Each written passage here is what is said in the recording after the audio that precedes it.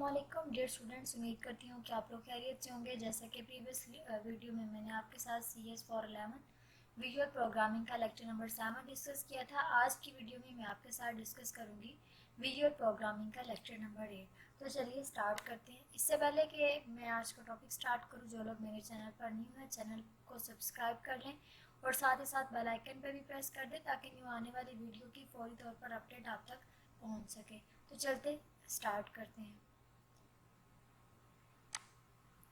आज मैं आपके साथ लेक्चर नंबर 8 जो है वो डिस्कस करूंगी। लेक्चर नंबर 8 में हमारे पास जो मेन टॉपिक है वो है delegate.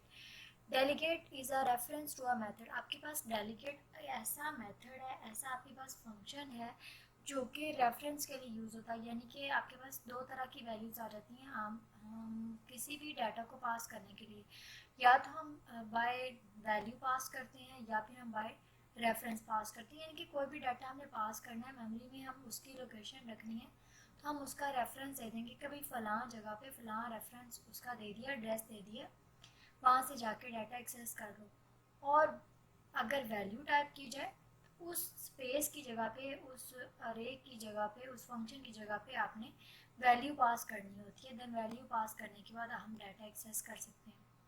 It's like function pointers in some other languages. ये फंक्शन पॉइंटर्स की तरह दूसरी लैंग्वेजेस में काम करते हैं। Methods are algorithm. आपके पास मेथड्स जो हैं वो एल्गोरिदम्स होते हैं दैट ऑपरेट ऑन डाटा, जो कि डाटा पर ऑपरेट करते हैं। कुछ अब देखें, जैसा कि हम अपनी रूटीन के अंदर कुछ सॉर्टिंग करने के लिए, चीज़ों को अरेंज करने के लिए हम डिफरेंट मेथड्स यूज़ कर रहे होते हैं। लाइक इफ एल्स स्ट्रक्चर है, उसके बाद सॉर्टिंग है, अरेज वगैरह है। तो ये आपके पास इतने अच्छे सॉल्यूशंस नहीं कंसीडर किए जाते, लेकिन ये कि यहाँ पे कुछ दो अच्छे सॉल्यूशंस के बारे में डिस्कस किया गया।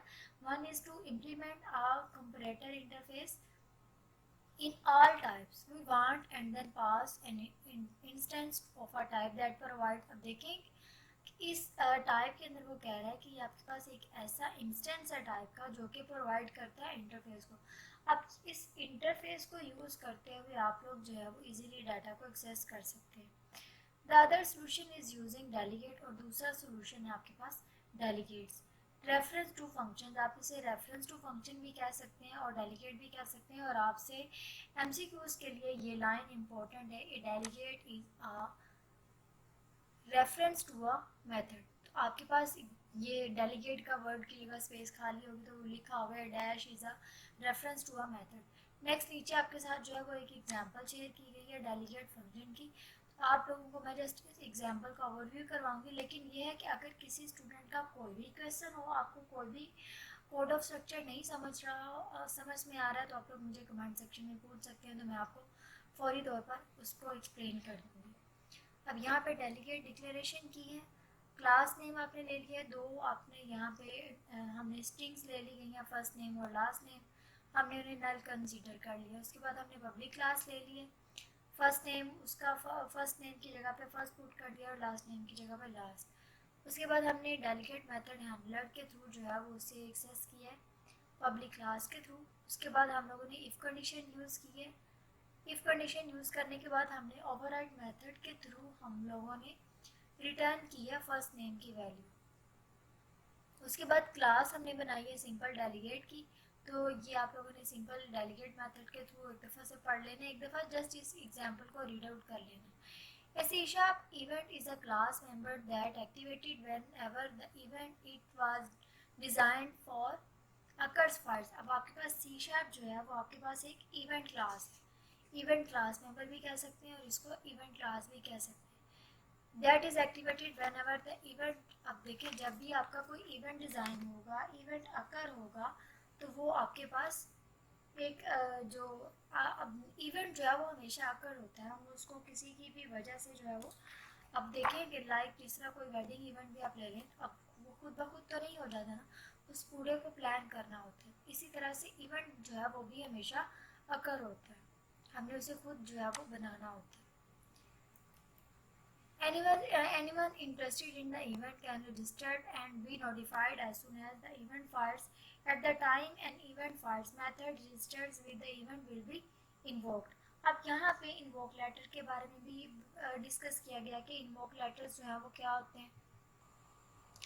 अब यहाँ पे आपके पास इवेंट्स एंड डेलीगेट्स के बारे में डिस्कस किया गया है। Events and delegates work hand in hand. आपके पास इवेंट्स जो हैं और डेलीगेट फंक्शन जो हैं ये वर्क करते हैं हैंड इन हैंड, यानी कि क्विकली, जो कहते हैं ना हैंड इन हैंड, के फटाफट से क्विकली मूव करना, उस तरह से हैंड टू हैंड वर्क करते हैं। Any class including the same class that the event is declared in में register one of its method with the event. आपके पास कोई भी क्लास है वो सेम नेम से इंक्लूड होगी that the event is declared in, जिस नाम से उसके इवेंट जो है वो डिक्लेयर किया जाएगा, register one of its method with the event. This occur through a delegate. इस अब देखिए कि जो भी उसका इवेंट सेम क्लास नेम जब डिक्लेयर हो जाएगा, उसी डिक्लेरेशन के बाद उसी रेफरेंस के अकॉर्डिंग जो है वो इवेंट को कॉल किया जाएगा। अब यहाँ पे which specifies the signature of methods that is registered to the event. The delegate may be one of the predefined। आपके पास जो delegate है वो predefined हो सकता है, और .NET delegates are one of that you declare yourself। आपके पास यहाँ पे दो तरह की बातें आ जाती हैं। delegate आपके पास predefined भी हो सकता है, और .NET delegate आपके पास खुद डिफाइन करना होता है, आपने इसको खुद डिक्लेयर करना होता है। Then you assign the delegate to the event which effectively register the methods, जो कि इफेक्ट करता है registers methods को, that would be called when the event fires। अब यहाँ पे which effectively register the methods, जो कि इफेक्ट करता है registered methods को, that will be called when the event fires। ये आपके पास तब कॉल किया जाता है मेथड को जब इवेंट फायर करता है। यहाँ पे एक इसकी एग्जांपल दी गई है। अब एग्जांपल में उसने कस्टम डेलीगेट फंक्शन ले लिया, एक आपके पास उसने क्लास बना लिया इवेंट डेमो के नाम से, फॉर्म ले लिया। अब यहाँ पे कस्टम इवेंट है। कस्टम इवेंट के बाद अब आपने यहाँ पे पब्लिक एक उसने इवेंट ले लिया स्टार्ट डेलीगेट और start event. Then event demo उसने एक पब्लिक क्लास ले लिया यहाँ पे। अब बटन एक उसने बना लिया क्लिक मी बटन का ऑब्जेक्ट बना लिया। देन उसने अब यहाँ पे देखें कि क्लिक मी डॉट पेरेंट लिखा हुआ है।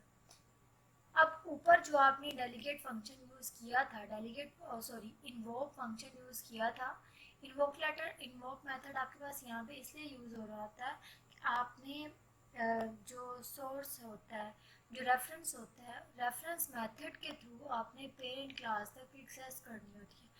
पेरेंट क्लास को आप लोगों ने कॉल करना होता है, जिसलिए आप लोग इन्वोक मेथड जो है वो यूज़ कर रहे होते हैं। अब ये भी एग्जांपल आप लोगों ने एक दफ़ा खुद से रीड आउट कर लेनी है।